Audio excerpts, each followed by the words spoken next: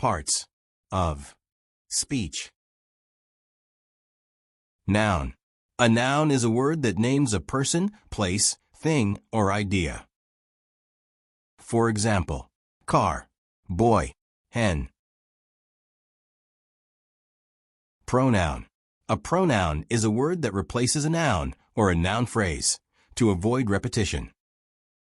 Verb.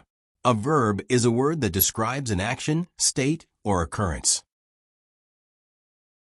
For example, think, run, become. Adverb. An adverb is a word that modifies or describes a verb, adjective, or another adverb, telling you how, when, where, why, or to what extent something happens. Adjective. An adjective is a word that describes or modifies a noun or pronoun. For example, bright, fast, honest. Preposition.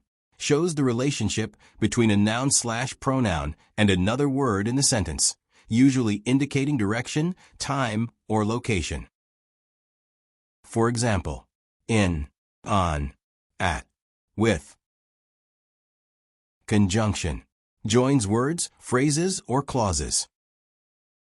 For example, and, but, or, because.